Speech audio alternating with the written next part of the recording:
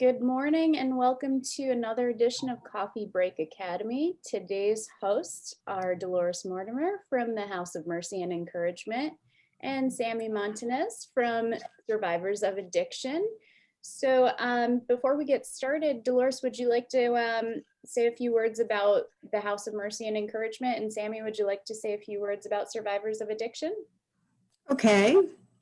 So the House of Mercy and Encouragement was given its IRS status in 2007, and it was founded out of tragedy. My son and my nephew were killed in a car accident in June of 2005, and I decided that what I wanted to do is to do something for other people because I was feeling very depressed, and I felt that one of the best things to do is to come out of myself and help other people. So what we do is we have counseling, family counseling, individual counseling, couples counseling, relationship counseling, but we also specialize in play therapy. So we have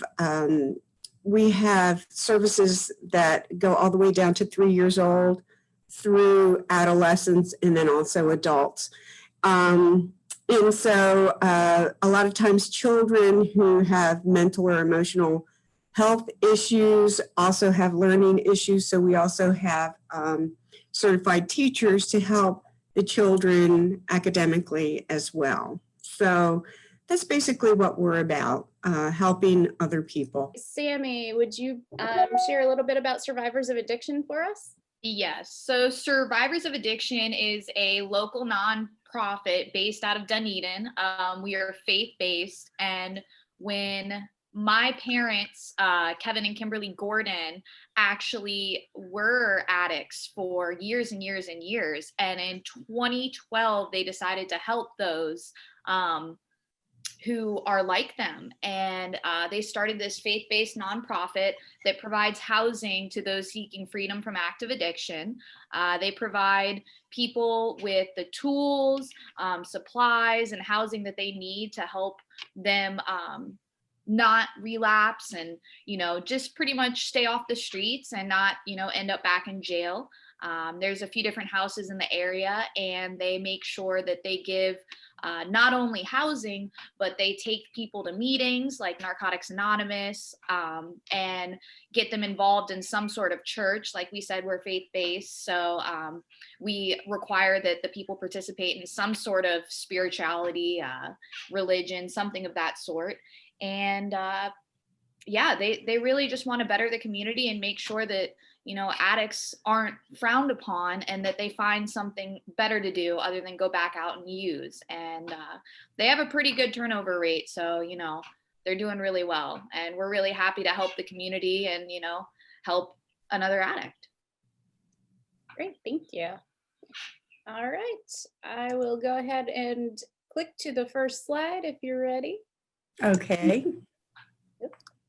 There we go. So our topic today has a lot to do with stress.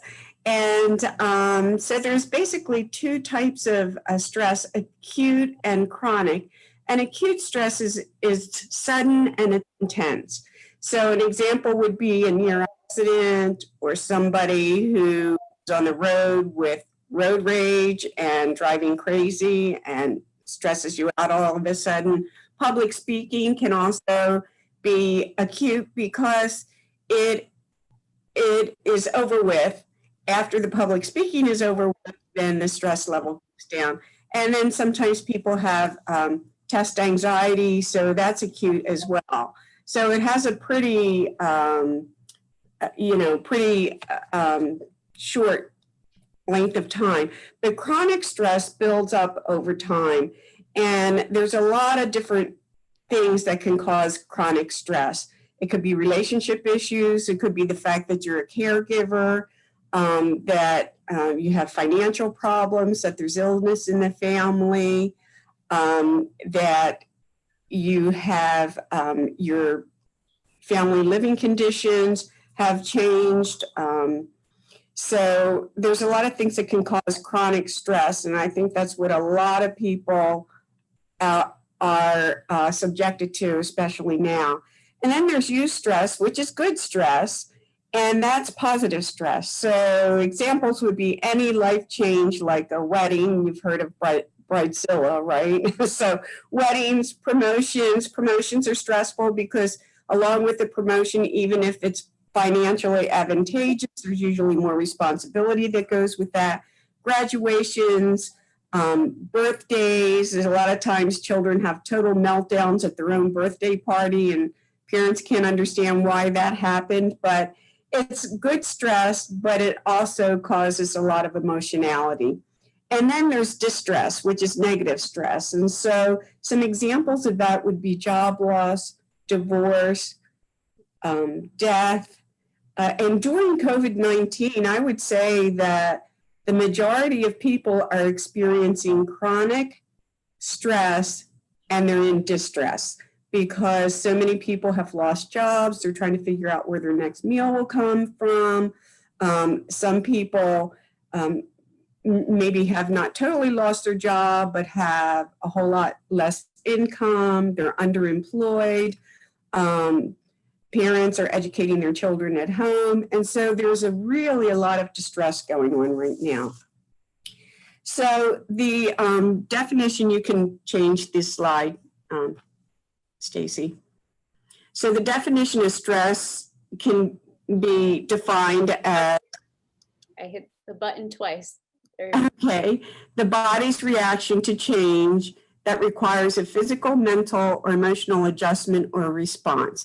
So there are three main reactions to stress, although a lot of research psychologists are saying there's a fourth one now. I'll go into that in a minute. But the reason our body reacts this way is because that's how we're biochemically wired.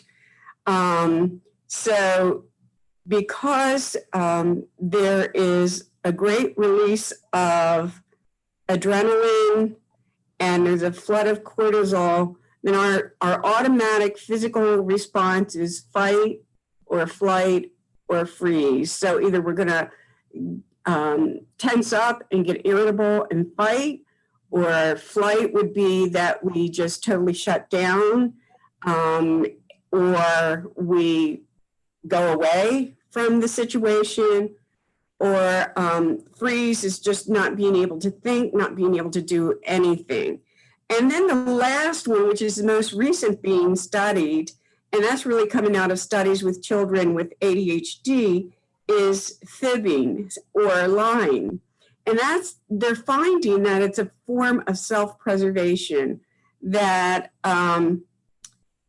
people who lie, it's a form of self-preservation. So they're trying to prevent themselves from looking as if they're failing, or that they feel ashamed or embarrassed. So instead of that, they lie about the situation.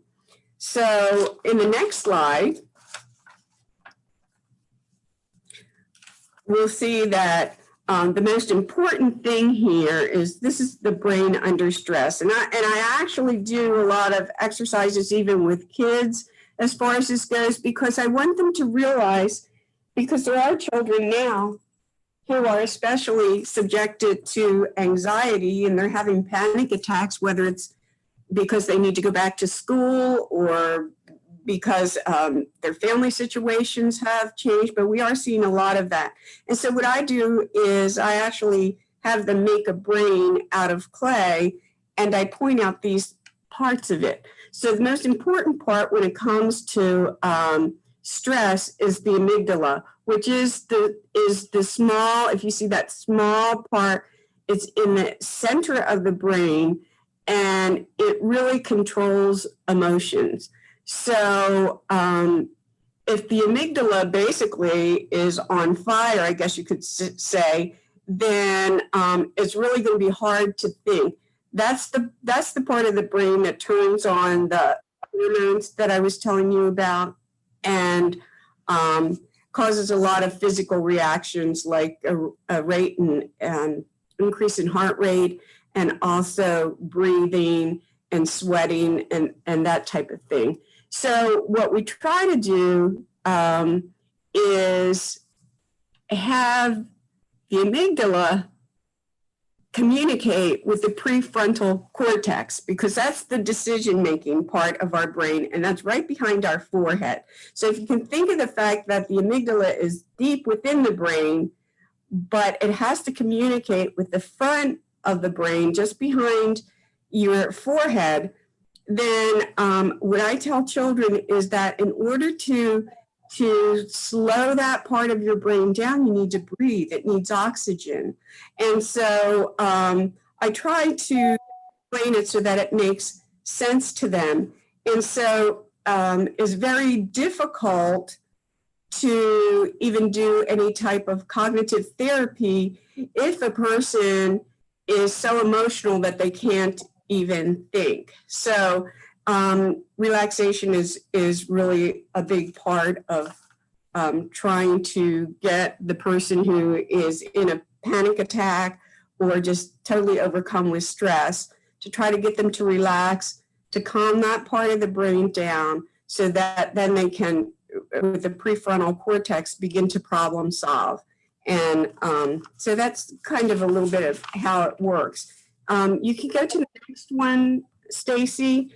And so a lot of times these are various symptoms of stress, irritability. And a lot of times, you know, we might be around a person, whether it's someone we live with or a child who is extremely irritable, and we're saying, what is the matter with them?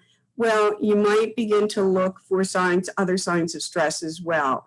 Excessive worry or sadness, poor work performance or school performance, lack of motivation, unhealthy eating, which could be overeating or not being able to eat at all, having a lack of appetite, sleeping habits. So you could be having trouble sleeping through the night or getting to sleep, or people who are so stressed that they're depressed, then all they want to do is sleep a lot of times. So it's too much sleep or not enough. Headaches, stomach aches, body aches. Sometimes little kids, like, you know, preschoolers will say, my arm hurts, but it's not really their arm that hurts. You know, they're having emotional symptoms that are coming out in body aches. Avoidance of activities once enjoyed. So, you know, whatever it was that you once enjoyed, maybe a hobby or whatever, you just really don't feel like doing that anymore. Emotional dysregulation, which could be that you get easily frustrated or impatient, or you get angry. You just have a low tolerance. Breakdown in communication with friends and or family relationships, inability to focus or concentrate, and just feeling like you're going to pop your cork. So, and a lot of times I say to myself, well, I won't say to myself, I usually say to my husband, I can feel my blood pressure going up. That's like when I'm about ready to pop my cork. Okay, so the next one is different stages of stress. So the first one is, I can do everything. So saying yes to all requests. And I'm a great yes person. And so, but, you know, over the years, I've learned that I really can't do everything. It just leads a lot of disappointment in myself. I set myself up for failure because I'm saying yes to too many things, and then I can't give anything my particular attention. So then eventually I moved to, well, I can't do everything, and I need to learn how to say no. When I was taking a pastoral counseling course, there was a deacon who was teaching that, who worked in a church, and he taught us that, you know, he worked in a big church, and he said there were lots of needs, but he also had a family himself, and he said that what he learned to say is, I would really like to, but I can't right now. Or he would say, I have another commitment. And he said, even if his commitment was to stay home with his family, that was a commitment, and it was an important one. So sometimes we really have to take a look at what we can do, and we really have to be realistic as to what our priorities are. The next one would be I don't want to do everything. So making choices, and this is where we should strive to be. So for me, for example, one of my things would be to delegate. And so delegate to people that you know are responsible and will do their job and carry through with whatever it is that you need them to do. So just coming to the realization that you need to make choices about what you want to do, and then also choices about what are you going to delegate to other people. And then the fourth one is, I don't want to do anything. And that's burnout. And I found myself on the edge of that a lot because it goes hand in hand with the number one, which is I can do everything. So I think in my field of counseling, I think also the field of nursing and doctors right now, and burnout can be really, really high if you don't take care of yourself. That as a result is compassion fatigue. And so a couple of weeks ago I just said, don't take any people in the afternoon. We're going to have lunch. We're going to take care of ourselves so that we can take care of other people. And then the next one, Stacy, would be 10 ways to de-stress. Pray is a good way of doing that, or just being silent and meditate. Talk to yourself in a positive way. You deserve to be kind to yourself. So I teach people positive self-affirmations like, I'm a good person. I deserve to be treated with kindness and respect. I'm special and unique. It's okay to make mistakes. Everyone makes mistakes. And so there's a lot of positive self-affirmations that I teach. And then breathing, like I had already said, is really, really important. It helps those tense muscles to relax. It helps your brain to calm down. There's a lot of important physiological and psychological reasons why breathing is important. The fourth one is take time to rest, put your feet up, look at a magazine. And I put that one in because that's what I do. I don't read anything. I just look at pictures. I mean, sometimes when I get to a state where I've worked so hard, it's like, I really don't want to do anything. I don't want to read, but I do want to look at nice pictures in a magazine. So I'll do that. Enjoy a piece of dark chocolate in the freezer. I keep Dove chocolate in there, and I encourage the therapist, if they want to go in and have a piece of chocolate, do that, a cup of tea, hot chocolate, listen to music, plan the use of your time and allow yourself more time than you need to get a job done. And I think that's really important. Number 6 is really important this time of year because a lot of times we have excess things that we want to do. We want to get cards out. Maybe we want to mail gifts to people. At the same time, we're trying to do our jobs. We're trying to maintain our home. And so just allow yourself more time than you think that you need. Keep your sense of humor, especially at yourself. Talk to a friend. If you don't have a friend, call a counselor. And even if you do have a friend, sometimes you need to call a counselor anyway, which is okay. Take a hot bath or a longer shower than usual. You might want to use some nice smelling lotion like lavender or vanilla. And then I have pray some more, but I also have been reading a really good article on the neurophysiological changes in your brain. Very interesting article on showing and expressing gratitude. So there's a lot of physical, mental, and emotional benefits to expressing gratitude to people. So one of the other things you might want to do is keep a gratitude journal at night. And you might want to do it at night because one of the things in the study says that if you express gratitude, if you think about some of the things that you're grateful for, especially if you go to bed, maybe write in a journal, you'll sleep better. So, and these are actual research studies that were done. And so I have found that totally fascinating. And I'll be writing about that in my newsletter. And then when I shared that with my pastor, he said, oh, I'd like a copy of that article. So I shared it with him. So gratitude is very important. Okay, Sammy. All righty.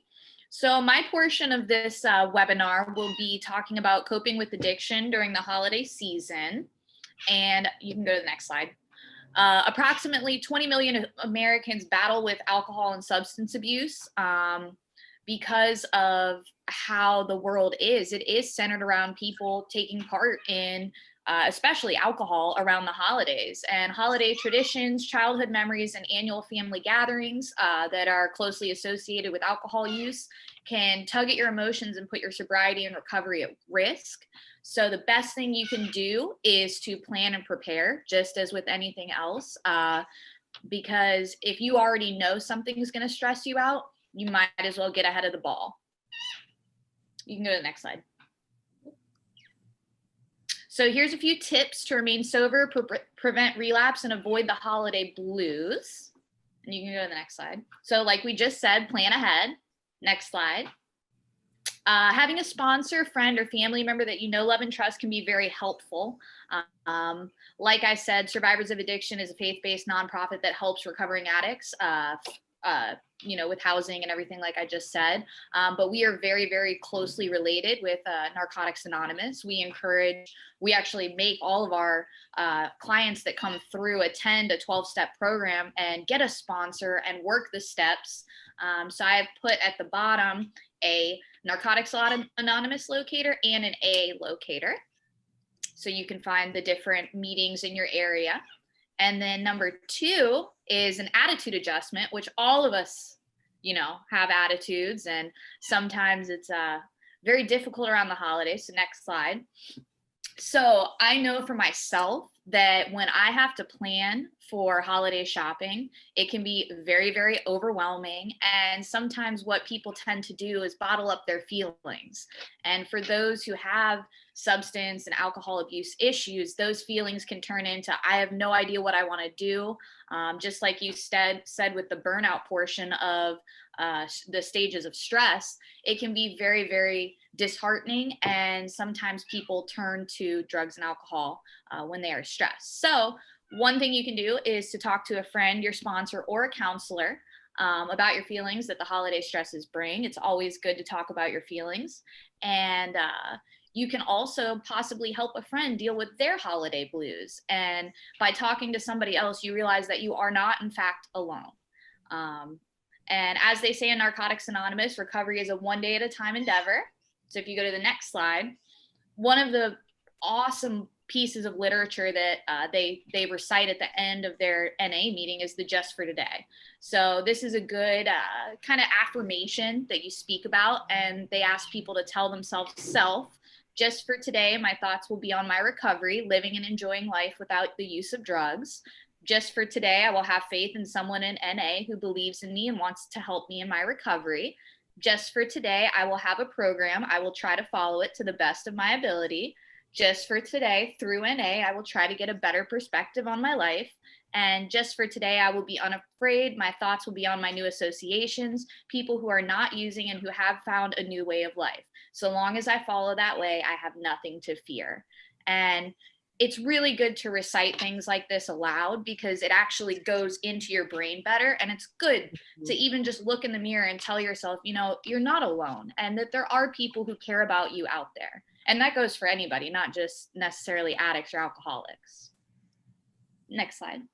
So you can help yourself by helping others. So one of the things that they focus on in NA is that if you have something like recovery, you have to give it away to keep it. And that goes with anything.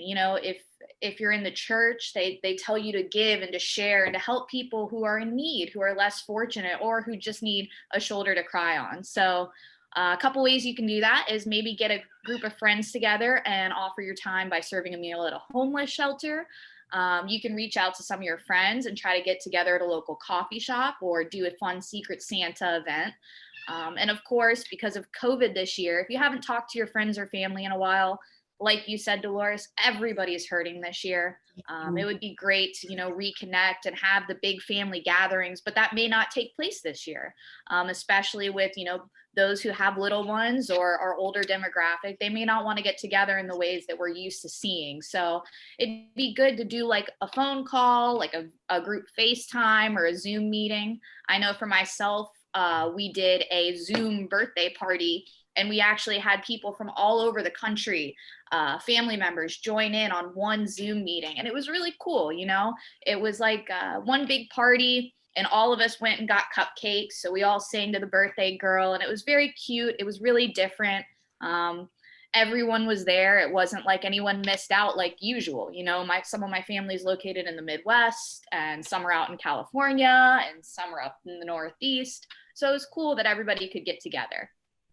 And like I said, with COVID making this holiday season even more stressful, do everything you can to put a smile on someone else's face. We're all going through it. We're all experiencing stresses. So, give what you can.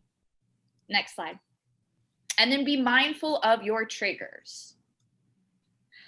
So holiday parties and gatherings, like I just said, may look a little different this year. But if you do find yourself in a situation where there is alcohol, not everybody that you work with or that you may associate with knows that you're trying to stay clean or that you have an issue with alcohol abuse or drug abuse. So it's a good idea to maybe, get your own drink at the party rather than have somebody bring you some punch, because while taking one sip might not be a relapse, it still is not a good thing to do. And recognize your own triggers and have a backup plan. So have a friend, have a sponsor, or make sure that if you're out of town, look to where some of the 12-step meetings are. Like I've said multiple times, you guys are not alone in this. A lot of people care about you. And just make sure that you're prepared, because like I said, this is a very, very stressful year, and you don't want a certain place you're at to necessarily mess up the recovery and the sobriety that you've had this so far. And then this is my favorite part. So this, you can go to the next slide. Take the time to practice self-care. So anybody, recovering addicts or not, can practice self-care. And there's actually 5 different dimensions of self-care. And I've found for myself that if you don't focus on all 5, you're going to have a little bit of disarray in your life. So here are the list of dimensions, and I'm going to go through them. Hold on just a second. And read to you the different dimensions and also give you some examples of things you can do to practice them. So the first one is physical self-care, and physical self-care involves your fitness and your sleep habits. This area also includes how you manage your stress, your medical checkups, and stuff like that. So for the physical self-care, make sure that you're getting enough sleep during the holidays. I know that everybody likes to push themselves to the limit. But right now, with everything going on in the world, like you talked about, Dolores, everyone's in distress. It's really unfortunate, but I know I'm empathetic myself, and I can tell when people around me are just not managing their lives very well. Maybe they got laid off, maybe they're going through a trouble at home, and it's very hard to be able to focus on myself when I feel everybody else's feelings. So sleep is so, so, so important. Also, go on a walk. They say that exercise is important and you should get 30 minutes a day, but if you're busy, just take the time. Maybe it is just walking outside, walking around your neighborhood. If you have a dog, take your dog on a walk. And then another thing is make sure to take time for yourself. So whether it's taking yourself out to dinner, taking yourself down the street to the new coffee shop, make sure that you're doing things and staying active, and you're making sure that your being is at 100% throughout the holiday season. The second one is intellectual self-care, and that involves your personal growth, the continuous pursuit of learning and education, engaging in new things, practicing mindfulness, and having a positive mindset. So now's the perfect time to learn about something you love. I know for myself, I got laid off back in July, and I've actually taken the time to read more and discover more things that I actually like about myself. So get into a new hobby, read a book, Or like I said, learn more about something you love. If you've never learned how to play chess, now would be a great time to learn how to play chess. If you've always had a love for the ocean and dolphins, watch a documentary on ocean and dolphins. And then the third one is social self-care. And that involves having a support network of people you can turn to when you need uplifting guidance or someone to talk to. Social connection helps to create a sense of belonging and acceptance. So again, call a friend, go shop with your family, reconnect with somebody that you haven't talked to in a while through Facebook. I know for myself, I use Snapchat. So Snapchat an old college friend, somebody you haven't talked to in a while, but make sure you reach out to people more than just, hey, how are you doing? Like actually ask how they're doing, because nobody really knows what's going on just by seeing pictures on Facebook. Like really try to reach out to some people during the holiday season and ask if they need anything. You know, if you're doing okay, somebody else might not be, and they could use your guidance and uplifting nature. And then number 4 is spiritual self-care. And this involves the beliefs and values that guide your life.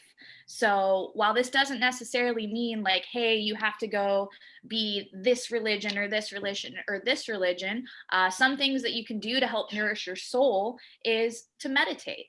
Take time to self-reflect on who you are and where you want to be. You know, we're about to roll into 2020, and I pray to God that, you know, this next year is nothing like this year was, and that we all can just look back on this year as a time of growth and a time of learning. And hopefully within the next year, you know, our society comes back together as one and there's not as much divide. But, you know, look inside yourself and take some time to just be still. I know that with the go, go, go of the holidays, the go, go, go of this crazy world, it is important to just stop and be still. Another thing you can do is to practice yoga. Yoga has many health benefits. It can help you sleep better. It helps stretches your muscles. It's really good for the overall health and well-being of yourself. And then take time to explore your spiritual life. So if you don't know what you believe in and you don't know what's going on, that's okay. But take the time to sit down and really write down what you're feeling and what you believe and where you want to be. Like I said, write down your affirmations. Try to manifest that you're going to have a good day. You're going to have a good week. You're going to have a good month, and you're going to have a great year. And then the 5th one is also very important, and that is emotional self-care. And emotional self-care involves the awareness of your feelings and emotions, dealing with stress positively, and cultivating a sense of compassion, kindness, and a love for ourselves and others. So like Dolores was talking about, learn how to say no. You don't have to say yes to everything. You don't have to go to every event. You don't have to do anything that you don't want to, because at the end of the day, you are the person that's going to make you happy. So make sure to set boundaries. I know for myself, I like to do everything for everyone, and then I forget about me. So it's important to, you know, set boundaries for yourself. If you like to take baths and you have a busy week, make sure you set a time aside for yourself where at Friday at 8 o'clock, I'm going to take a bath, and it's going to be an hour long and it's going to be great, and just do it. And then also, everybody makes mistakes. Everybody has bad days. Everybody gets stressed out. Everybody yells at people in traffic when they're driving too slow. So make sure to give yourself grace and to forgive yourself, because this has been one crazy year and we're about to go into the holiday season and we don't know what's going to happen. So just make sure to be gentle on yourself and to give yourself grace and be kind to yourself, because like I said, you are who makes you happy. And it's important that, you know, you practice this self-care and encompass all 5 of these different dimensions to make sure that you're okay. Next slide. All right. And then finally, never be ashamed for feelings that you are feeling. Everyone experiences the stresses of life and the holidays differently. If you feel like you are going to hurt yourself, someone else, or having a burning desire to use, there are multiple options to call or text someone out there that can help you. You can go to the next slide. And then I've listed a few different resources. Some people already know about them, like the suicide prevention hotline, that the phone number is there. You can call them anytime. They will help you. if you know someone who you've been talking to them and you just don't know where their head's at, you can always call them and get advice. And then also, if you're feeling overwhelmed and maybe you can't speak and you're just like in a state of distress and you just want to text someone, the crisis text line is available right there. You'll text home to 741-741. And then the last two resources, I'll start with the bottom one, the National Drug Helpline. Anyone can call them if you're feeling like you're going to use. If you know someone and you're concerned about them, you can call this helpline. And then the one above it, the SAMHSA's National Hotline, is for finding treatment facilities or finding meetings. There's a lot of people there that just care about you and your well-being during the holidays, and they will offer different rehab centers, different treatment facilities, different recovery houses like survivors of addiction, and just a multitude of resources that you may not know about. So if you or a loved one is struggling with alcoholism or addiction, that is a great place to start because they offer a vast amount of knowledge and resources. So. And then if anyone wants to get in touch with you, Sami, how would they, or survivors of addiction as a whole? You can go visit our website, survivorsofaddiction.com. Or you can email myself anytime, which is Sami, SAMI, @survivorsofaddiction.com. And then we will put you in touch if you're just looking to for more resources, if you have questions or anything of that sort. We can discuss that and help you move forward with whatever you may need. Excellent. And Dolores for House of Mercy? Yeah, they can just call 727-786-7951, 727-786-7951, or you can even Google House of Mercy and Encouragement, and we come up right away with that. So I also wanted to mention that we do have scholarships available. So that's, you don't have to worry about having insurance. You don't have to worry about having money, whatever. We have full scholarships for people who feel like they need some help or they need somebody to talk to. So don't let money stand in your way of getting help.